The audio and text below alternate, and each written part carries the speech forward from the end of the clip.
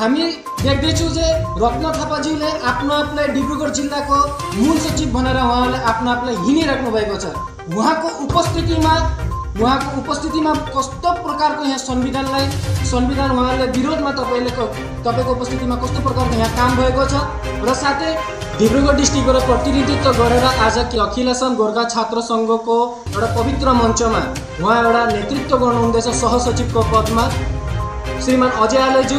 उहाँको उपस्थितिमा हुँदा पनि आज संविधानको विरोधमा बारेप्रति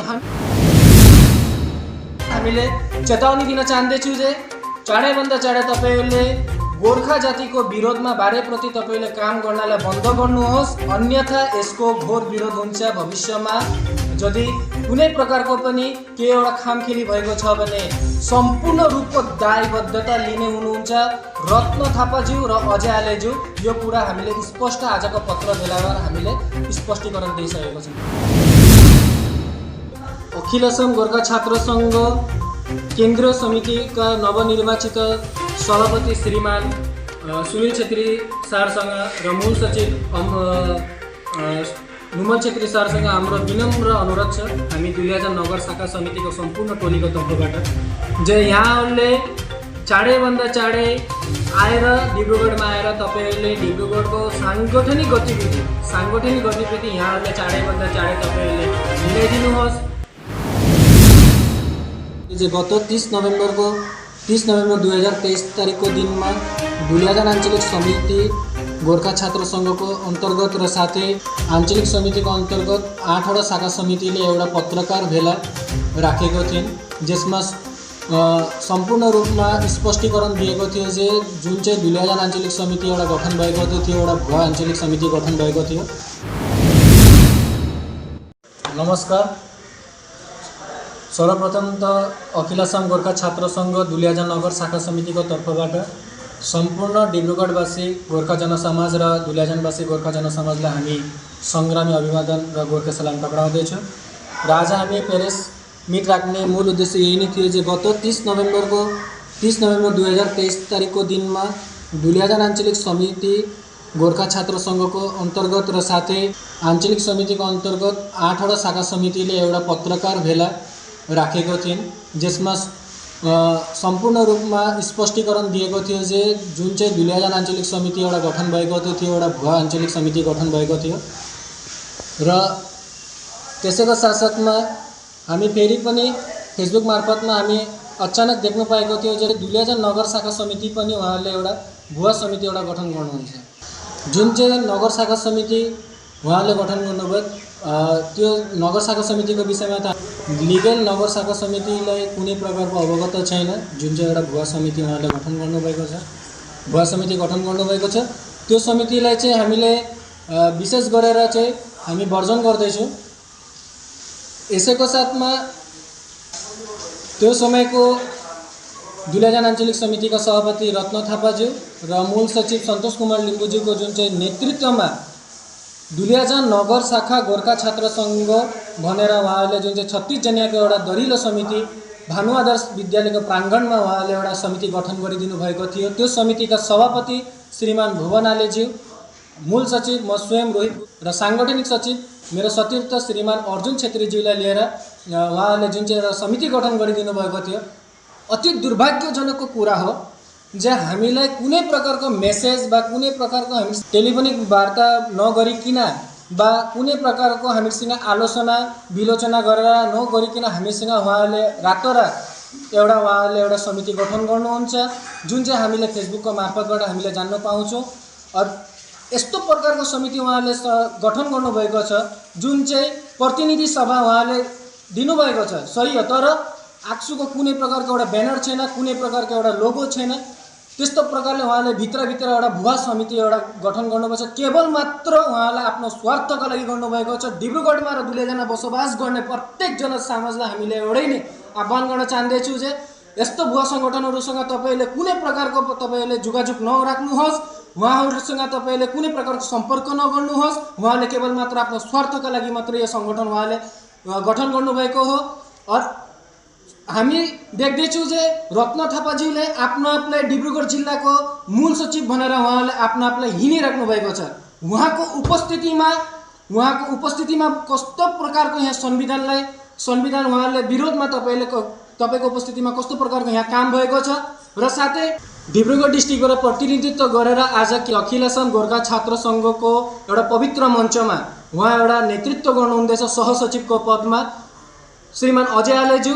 उहाँको उपस्थितिमा हुँदा पनि आज संविधानको विरोधमा बारेप्रति हामी जहाँ पनि देखिरहेको छु जे संविधानलाई बारेप्रति थिचोमिचो पारेर उहाँहरूले आफ्नो मैमतलीले गरेर उहाँहरूले जुन चाहिँ आफ्नो कर्म गरिराख्नु भएको छ। र साथै आज जुन चाहिँ नगर समिति जुन चाहिँ एउटा आञ्चलिक समिति पनि उहाँहरूले गठन गर्नुभएको छ, त्यसमा स्वयं हामी देख्न पाएको छु जे जिल्लाबाट पनि उपस्थिति हुनुहुन्छ रत्न थापाज्यू, अरू केन्द्रबाट पनि उपस्थिति हुनुहुन्छ हाम्रो अजय आलेज्यू। उहाँहरू उपस्थिति हुनेको बावजुदमा पनि संविधानलाई थिचोमिचो पारेर कुन प्रकारले उहाँहरूले समिति गठन गर्नुभएको छ। आज जुन चाहिँ दुल्याजन आञ्चलिक गठन भएको छ, आज हामीले फेसबुक मार्फतबाट हामीले देख्न पाएको छ कतिवटा शाखा आजको दिनमा उपस्थित भएको थियो।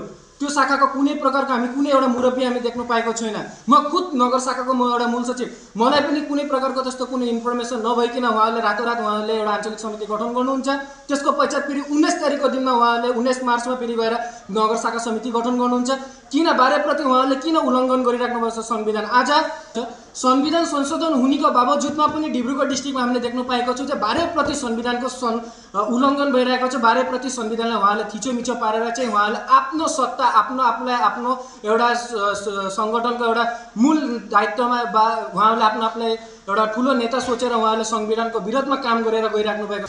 अन्तमा अखिल असम गोर्खा छात्र सङ्घ केन्द्रीय समितिका नवनिर्वाचित सभापति श्रीमान सुनिल छेत्री सरसँग र मूल सचिव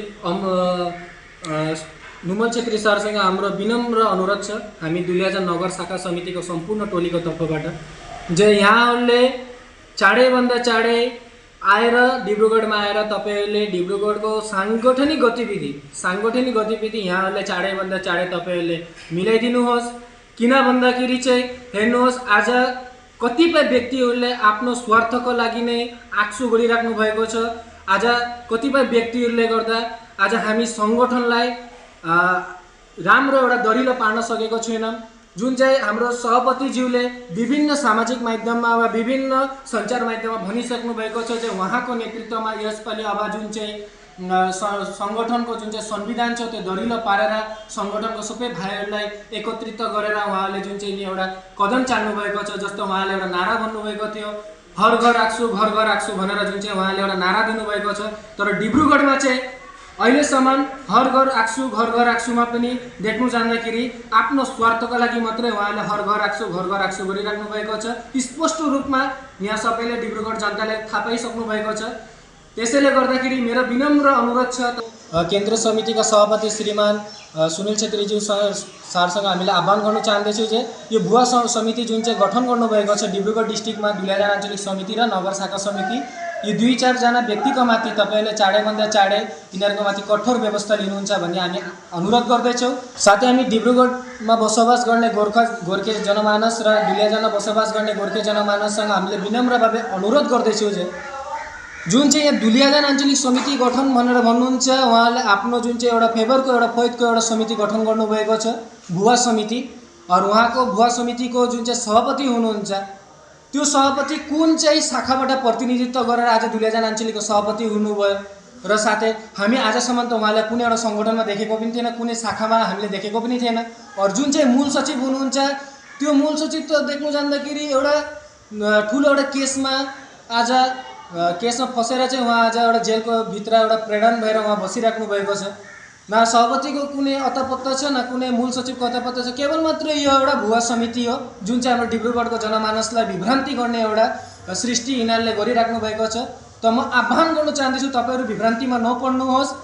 हामी लिगल शाखा समितिका हामी मूल सचिव र हाम्रो आञ्चलिक समिति जुन चाहिँ बहुत पहिले नै हाम्रो गठन भइसकेको थियो, 8वटा शाखा समितिले समर्थन गरेको आञ्चलिक समितिको सभापति हामीले सबीर सुनार र हाम्रो सेक्रेटरी जुन चाहिँ हाम्रो हुनुहुन्छ सन्दीप कुमार लिम्बूलाई हामीले मान्यता दिएको हो। हामीले सब शाखा मिलेर हामीले एउटा दरिलो आञ्चलिक समिति हामीले अलरेडी गठन गरेको छौँ र दुल्याजनमा त्यो आञ्चलिक समिति चलिरहेको छ। र त्यसको विपक्षमा जुन चाहिँ एउटा भुवा समिति यहाँ गठन भएको छ केवल मात्र आफ्नो स्वार्थको लागि नै हो। अन्तमा हामी अखिल असम गोर्खा छात्र सङ्घका सम्मान्य सभापति मूल सचिवसँग हामीले विनम्र अनुरोध गर्दैछौँ जे चाँडैभन्दा चाँडै यी व्यक्तिहरूका माथि तपाईँले कठोर व्यवस्था लिनुहोस् र साथै दुल्याजनवासी गोर्खा जनमानसलाई पनि हामीले अनुरोध गर्दैछौँ जे यो भुवा समितिसँग तपाईँहरूले कुनै प्रकारको जोगाजोग वा सम्पर्कमा तपाईँहरू नआउनुहोस्। केवल मात्र आफ्नो स्वार्थको लागि बनाएको समिति हो यो। र साथै हामी अन्तमा अझै एउटा हामीले चेतावनी दिन चाहँदैछौँ जे चाँडैभन्दा चाँडै तपाईँहरूले गोर्खा जातिको विरोधमा बारेप्रति तपाईँले काम गर्नलाई बन्द गर्नुहोस्। अन्यथा यसको घोर विरोध हुन्छ। भविष्यमा यदि कुनै प्रकारको पनि केही एउटा खामखेली भएको छ भने सम्पूर्ण रूपको दायबद्धता लिने हुनुहुन्छ रत्न थापाज्यू र अजय आलेज्यू। यो कुरा हामीले स्पष्ट आजको पत्र भेलामा हामीले स्पष्टीकरण दिइसकेको छौँ। धन्यवाद। जय गोर्खा।